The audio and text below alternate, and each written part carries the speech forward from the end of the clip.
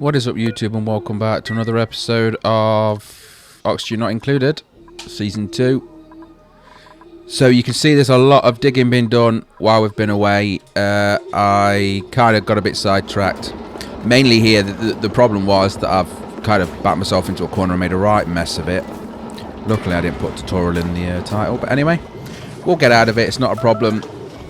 As long as we keep our algae and coal in check for now until we have a better solution. So this left-hand side I've ripped out pretty much as I'd like to. And the idea is that you let the gases settle and then we can kind of plumb them out or gas them out into either a tank or another room or wherever you like, really. But just to make it so that we turn it into a vacuum so it's clean. And then we can use it for stuff if we want to with Atmo suits, but I just don't want random gases all over the place, especially ones that are useful, like hydrogen for fuel and natural gas for fuel, and of course oxygen to live. To the left-hand side at the bottom there is the fossil, the Inferno type fossil, which is very hot and it's causing me a lot of problems, so I am going to block these guys from going anywhere near it. Inside the actual chamber where I've put that door that was there, the insulated door, there is actually 250 kilos per tile of steam. Now that's like, well, I would imagine that would kill any of the duplicants if they went into that, so I'm keeping them well out of it. It's also over 200 degrees. Be good to run a steam turbine, but we don't have plastic yet, or steel. But we do have the research up and running. So you can see it's nice and simple. You must have seen this before. It's not my idea. It's one that I've seen other people do. You've got the 𝐷𝐻𝐲𝐠𝐞𝐃. They produce the radiation. The radiation then fires into the Radbolt generator. The Radbolt generator is automatically set so that when it's full, it stops. And it just saves wasting any of the Radbolts that are created. Doesn't stop the plants though. You can get a mod to make them automated as well, but I'm not going to bother with that. So what I'm looking into now is where do I want to start using these actual points. We've got that is the third stage of research we have there. So moving downstairs to the bottom of the map, we are going to now start making a plan of attack for where I would like the thermal generators to become or to be placed. All the thermal generators do is take heat, turn it into power. They don't create a lot. I think it's 256 each. And they can't be upgraded to my knowledge because the upgrade power plant thing doesn't support them. But the idea is that they can just use the heat from the lava to power the base if we have enough of them. Though it is on some serious janky leveling. Normally I'd like it to be one big flat surface, but it doesn't look like we're going to get away with that. So I am micromanaging this a little bit. Now this area where I'm using the gas pump, I don't necessarily need it to be a vacuum, even though it does get to a vacuum. All I want is for most of the gas to be missing so I can use hydrogen. Because hydrogen gas by far is the best thermo transferring gas of them all. So that would mean that the very few tiles, because I'm not going to use all of the heat tiles, as you can see I'll only open up 2 or 3. But the heat then transfers through the abyssali into the hydrogen then into the chamber. The chamber then will get used by the... He's got a trap there, we'll get him out. By the generators. The generators then cool down the air and rinse and repeat. So there we go, the chamber is now done. It's not big enough because the thermo generators are quite large. I think they're 3x4 or 2x4, can't remember. So they are pretty decent in size, and again you're going to need a lot because they're only 256 watts each.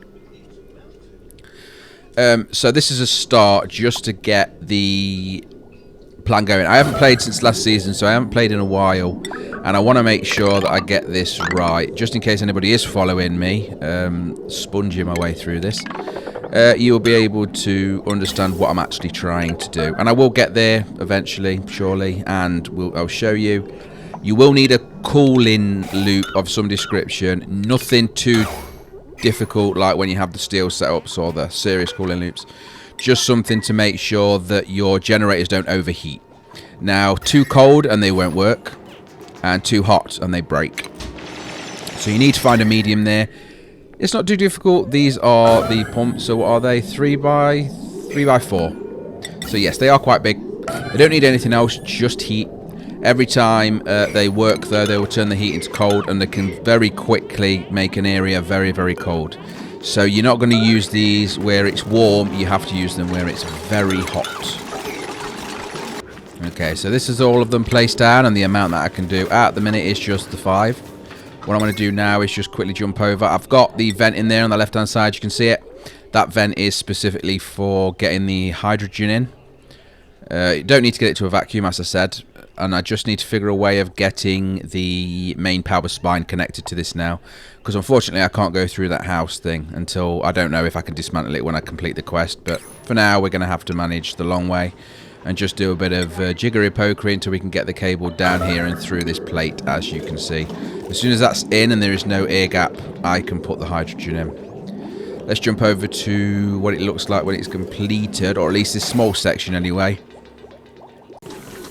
So reasonably simple, you can see I did put the machine in there before I realised that it didn't actually do anything. No matter what I tried, I couldn't get it to work. If anybody knows that it's a thing, or if there's another mod I need, let me know. But for now, we'll manage with what we've got. So this room is trapped and vented out of anywhere else. It is full of hydrogen. You can see that is what the pink gas is. The bottom line, where it looks star-looking texture, that is metal tiles, specifically gold, because of their ability to handle heat better, but also transfer heat better. So they transfer heat from the very hot 1300 degree abyssalite, and they travel that heat along themselves. That heat then radiates into the gas. The gas heats up the generators produce power, and then the power is sent to the base. Now they will get too hot, and they can get too hot. You can see here I have a quick, simple, very simple loop with a liquid shut-off. That liquid shut-off is controlled by a temperature gauge. You can see there to the right-hand side where the ladders are.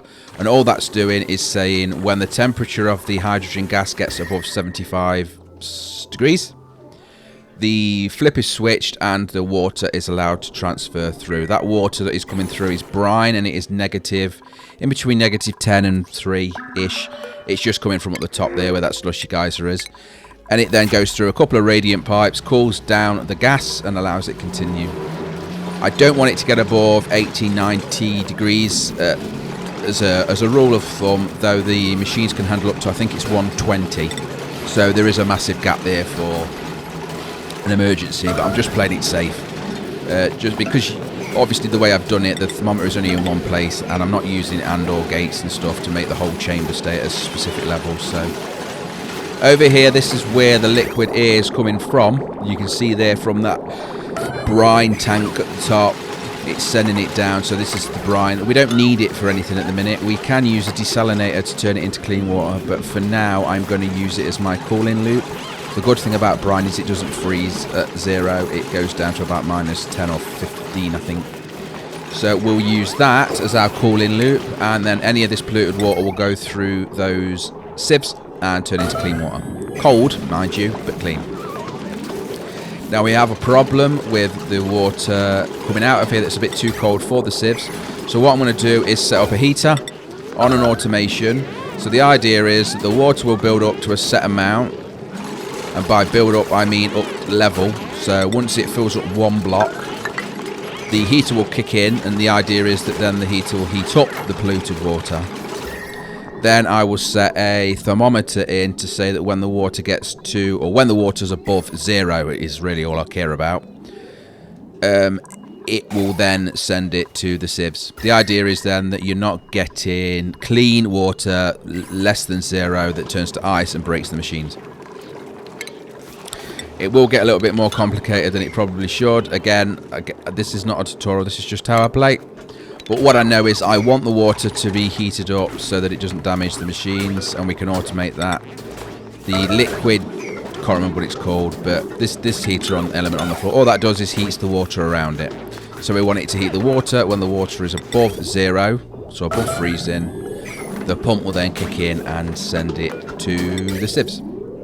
A little bit further on, and after a lot of moving around power cables, because most of them were capped at the 1,000 that we have them at. Of course, I can upgrade that to 2,000 when I start using real metal, but we don't have the refinery set up yet. I'm struggling for oxygen and power, so that is what I'm concentrating on for now. And water, of course. So water, oxygen, power. You can see that the automation is already in there to turn the pump on. Sorry, to turn the heater on, and this is to turn the pump on. So between them two, we should have a nice little backup of water. It backs up till it fills up the heater. The heater then kicks in, warms it up, and then sends it to the sieves, and everything turns off again and waits until the next time. Rinse and repeat, but it just stops us from having to constantly keep fixing the sieves, which is what we're currently doing if I don't have this automation in place. Now, although you saw quite a large amount of digging done, they are still going at it. We have found the atmosphere now, so we have found the top of the asteroid. And that at least allows me to have a plan-ish for what I want to do. So you can see it is there. I'm not going to go no higher than where we're at now on that level. And I'm going to put an insulation tile across there to make sure that we don't go any further. I don't want to go too close to the surface because the rockets and stuff, the exhaust, it can leak into the base. And it, in most cases, is very, very hot. I'm not sure how we're going to what propulsion we're going to use to start with yet. The simplest is probably steam, but we are struggling for water, so maybe I'll use a CO2 rocket. We'll see. This area is working-ish. I do have a few times where it gets a bit too hot. Or it's still a bit too cold. But what I'm actually doing now is converting the ice. So this will be a item transporter, and all I'm going to do is set that to be polluted ice. When it's up and running, I'll set that as a higher priority, and they will put any ice in them chambers above into there. That will then follow the rail and drop into where the heater is, and over time we'll melt it into water.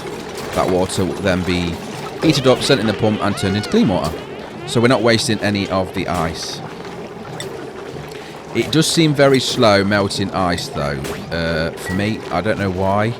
There's probably fancy things you can do with thermal plates and stuff to help it along on its way, but it works in the end. And to be honest, there's plenty coming out of here because this geyser is infinite. So we're always going to have an amount of polluted water coming out, which means we're always going to have a small amount of clean water coming out.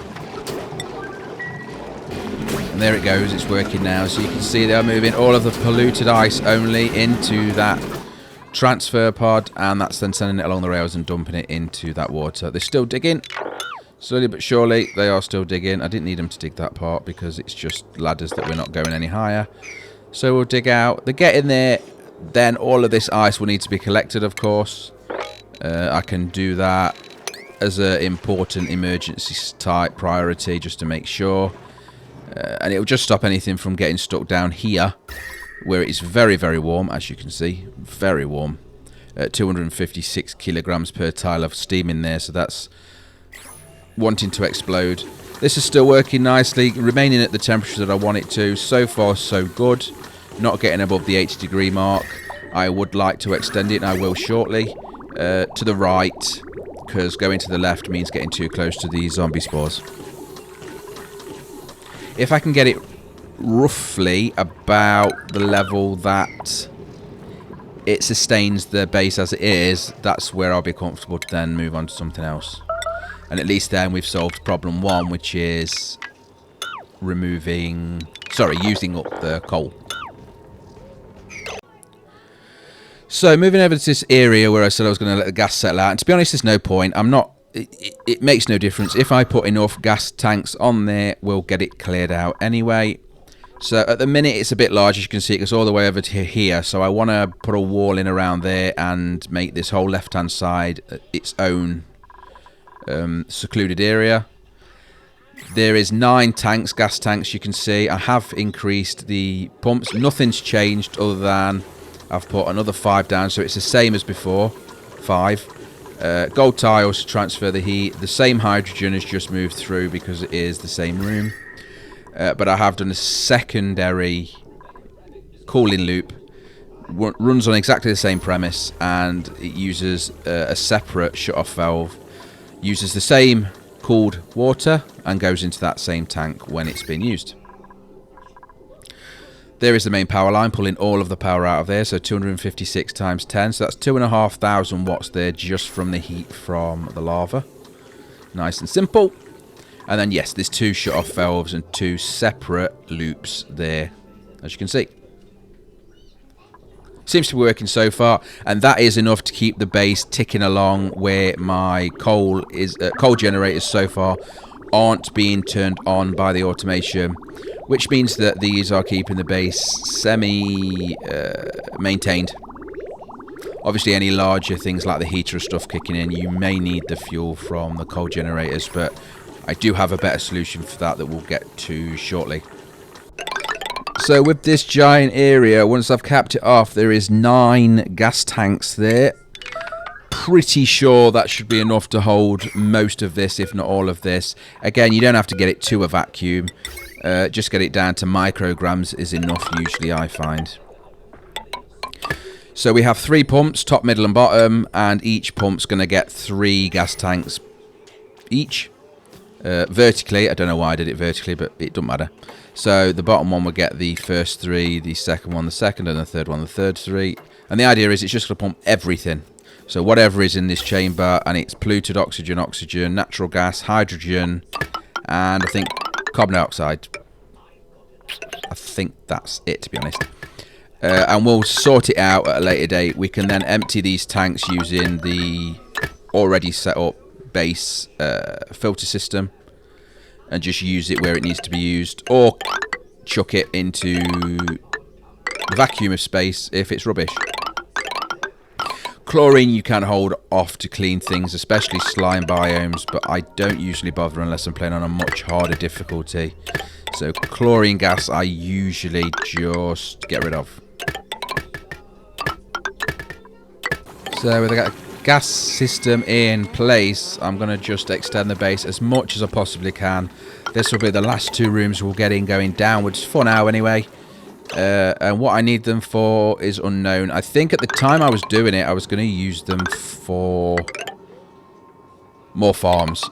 But actually, I'd rather make a separate farming area to do that, because we need more farms.